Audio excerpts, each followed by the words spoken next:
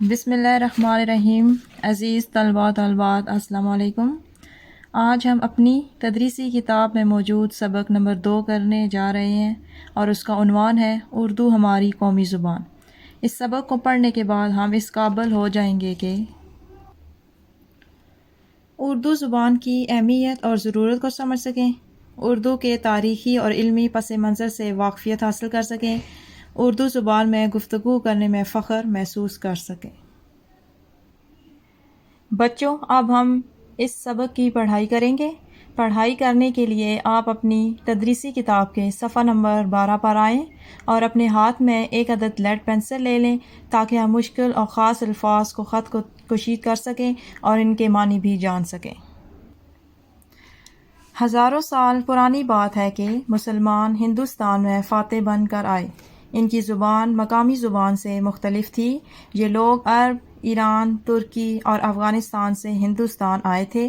جب مقامی لوگوں سے ان کا میل جول ہوا تو ان کی زبان نے مقامی زبان پر اپنے اثرات ڈالے۔ اس سے ایک نئی زبان وجود میں آئی جو بعد میں اردو کہلائی۔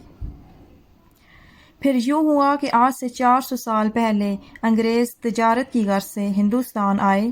اس وقت ہندوستان پر مغل بادشاہ اکبر کی حکومت تھی۔ اکبر نے انہیں برصغیر میں تجارت کی اجازت دے دی، لیکن انگریزوں نے آہستہ آہستہ مغل بادشاہوں کی کمزوریوں سے فائدہ اٹھاتے ہوئے اپنے قدم یہاں جمانے اور پھیلانے شروع کر دیے۔ ایک وقت وہ آیا کہ انگریز تجارتی کمپنی ایسٹ انڈیا کمپنی سارے ہندوستان پر چھا گئی اور مسلمانوں کی حکومت برائے نام رہ گئی۔ انگریز چاہتے تھے کہ وہ مسلمانوں کی یہ برائے نام حکومت بھی ختم کر کے پورے ہندوستان پر حکومت کریں۔ اس لیے انہوں نے سوچا کہ ہمیں اپنے افسروں کو ایسی زبان سکھانی چاہیے جو پورے ہندوستان میں بولی اور سمجھی جاتی ہو۔ تحقیق کے بعد وہ اس نتیجے پر پہنچے کہ ہندوستان میں بولی جانے والی سینکڑوں زبانوں میں اردو واحد زبان ہے جو ہندوستان کے تمام علاقوں میں بولی اور سمجھی جاتی ہے۔ چنانچہ انہوں نے کلکتہ کے مقام پر ایک کالج قائم کیا۔ اس کالج کا نام فورٹ ولیم کالج رکھا۔ یہاں برطانیہ سے آنے والے انگریزوں کو اردو سکھائی جاتی تھی۔ یہی وجہ ہے کہ جب پاکستان کا قیام عمل میں آیا تو پنجاب، سندھ، سرحد، بلوچستان اور مشرقی بنگال میں الگ الگ زبانیں بولی جاتی تھیں۔ ملک کی وحدت کے لیے ایک ایسی زبان کی ضرورت تھی جو ہر علاقے کے لوگ آسانی سے سمجھ اور بول سکیں۔ ایسی صورت میں صرف اردو ہی ایک ایسی زبان تھی جو قومی زبان کے معیار پر پوری اترتی تھی۔ اس لیے قیام پاکستان کے بعد قائد اعظم نے ڈھاکہ یونیورسٹی میں تقریر کرتے ہوئے فرمایا، اردو وہ زبان ہے جسے برصغیر کے کروڑوں مسلمانوں نے پرورش کیا۔ اسے پاکستان کے ایک سرے سے دوسرے سرے تک سمجھا جاتا ہے۔ یہ وہ زبان ہے جو دوسری صوبائی اور علاقائی زبانوں سے کہیں زیادہ اسلامی ثقافت اور اسلامی روایات کے بہترین سرمایہ پر مشتمل ہے اور دوسرے اسلامی ملکوں کی زبانوں سے قریب ترین ہے۔ ایک اور مقام پر 1948 عیسوی میں قائد اعظم محمد علی جناح رحمۃ اللہ علیہ نے جلسہ میں فرمایا، میں واضح الفاظ میں یہ بتا دینا چاہتا ہوں کہ پاکستان کی سرکاری زبان اردو اور صرف اردو ہوگی۔ جو شخص آپ کو اس سلسلے میں گمراہ کرنے کی کوشش کرے وہ پاکستان کا پکا دشمن ہے۔ ایک مشترک زبان کے بغیر کوئی قوم نہ تو پوری طرح متحد رہ سکتی ہے اور نہ کوئی کام کر سکتی ہے۔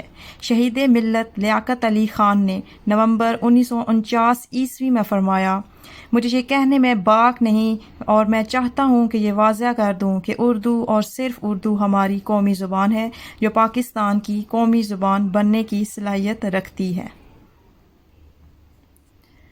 اقوام متحدہ کے ادارے یونیسکو کے اعداد و شمار کے مطابق دنیا میں سب سے زیادہ بولی اور سمجھی جانے والی زبانوں میں چینی اور انگریزی کے بعد تیسری بڑی زبان اردو ہے۔ اردو کی عمر دوسری زبانوں کے مقابلے میں بہت کم ہے، لیکن اس کے باوجود اردو نے تھوڑے عرصہ میں بہت زیادہ ترقی کی ہے۔ اس میں دوسری زبانوں کے الفاظ کو جذب کرنے کی بے پناہ صلاحیت ہے۔ اردو دنیا کی ہر زبان کا مقابلہ کر سکتی ہے۔ ضرورت اس امر کی ہے کہ ہم لوگ اپنی زبان میں بات چیت کرتے ہوئے فخر محسوس کریں، جیسے زندہ اور آزاد قومیں اپنی قومی زبان میں بات چیت کرنے میں فخر محسوس کرتی ہیں۔ اردو زبان کو ترقی دینے کی کوشش کریں. اس کے لیے ضروری ہے کہ ہم آپس میں گفتگو کریں تو اردو زبان میں کریں، خط لکھیں تو اردو زبان میں لکھیں، اگر تقریر کریں تو اردو زبان میں کریں. انشاءاللہ ایک دن ایسا آئے گا کہ ہماری اردو زبان دنیا کی بہت سی زبانوں میں اول نمبر پر ہوگی. آئیے بچوں، اب ہم مشکل اور خاص الفاظ کو خط کشید کرنے کے ساتھ ساتھ ان کے معنی بھی جان لیتے ہیں. فاتح، فتح کرنے والا.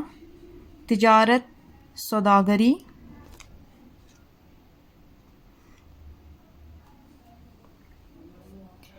قیام، ٹھہراؤ. وحدت، یکتا. ثقافت، تہذیب. گمراہ، بھٹکا ہوا. متحد، اکٹھا.